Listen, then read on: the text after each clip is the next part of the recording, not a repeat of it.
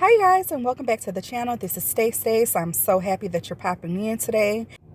In this video, I am sharing my process with you guys to make these super cute jar embellishments. I'm making them using the jar dies that I got from Beebeecraft. So many pieces available in here.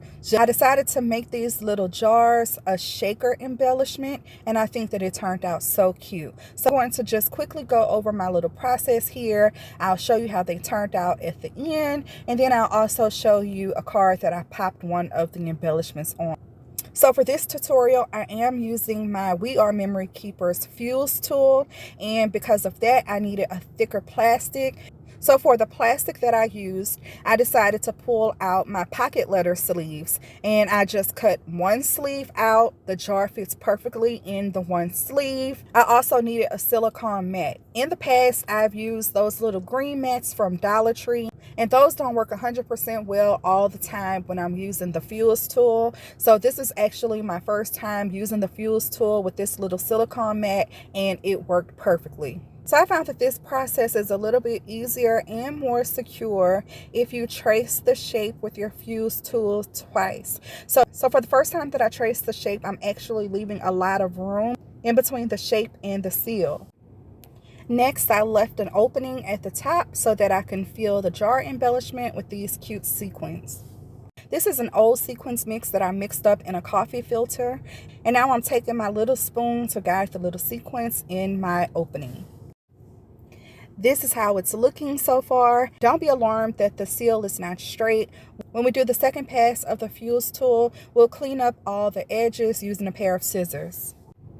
So now I am closing the top of the jar embellishment. I have to be really careful around the edges.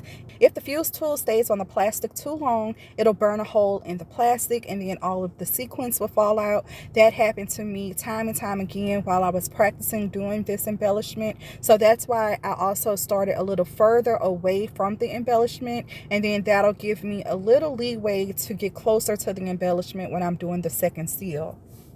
I hope that makes sense. The second fused seal will be closer to the die cut, running right in between the first fused sealed and the die cut. You'll see me shaking vigorously to make sure that nothing is falling out. If for some reason you do burn a hole in the plastic, not all is lost. Keep watching. I'll show you how to salvage that as well. When everything is all good, take a pair of scissors and we're going to trim along that first fused line, the line on the outside of the die cut.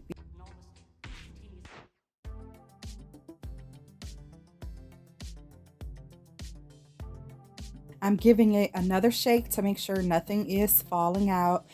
If you see something falling out, you may be able to repair it with the fuse tool. Okay, I'm going to speed up the process on this one. This next jar, I did burn a hole in the plastic, but I'm going to show you how I saved it.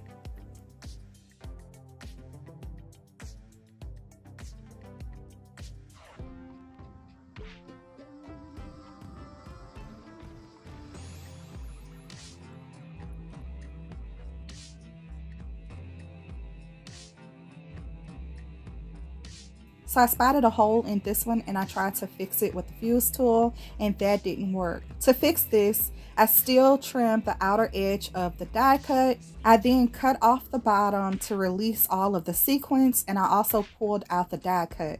This is now going to be a clear shaker. I'm using the fuse tool to trace along the shape and repair any of the holes that was in the plastic. I'm then going to refill it with the sequins and then close up the bottom again, still following the shape of the jar.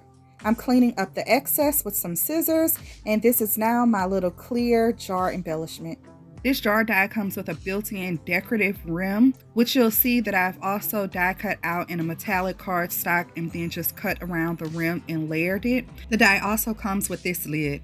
It mimics a fabric jar topper, and that is what I'm going to use on the top of this embellishment. So I went ahead on and die cut it in gold. I'm adding a little dab of hot glue and then situating the lid on the jar, giving it another shake to make sure nothing is falling out. When I am satisfied with the shaker, it's time to embellish it, my favorite part. This jam jar die from Beebeecraft comes in 16 pieces. You get the jar with a cute rim, the lid, a circular label, a strawberry, a bee, a straw, a flag banner, a spoon, toast, a butterfly, 2 tags, a label for the jar, 2 flowers, and 1 leaf. So these are my shaker jar embellishments. I think that they turned out so cute. Remember that if you're interested in this die or anything else from Beebeecraft's website, you can use my code STACE10 for 10% off of your entire order. Also, remember that Beebeecraft has a YouTube program and you can get free products by doing videos for them. If you have 100 subscribers or more on your channel, you'll definitely have a chance to get into that YouTube program. Thank you guys so much for watching. I really appreciate it. Don't forget to thumbs up this video, leave me a comment, and subscribe if you haven't already. I'll see you next time. Bye.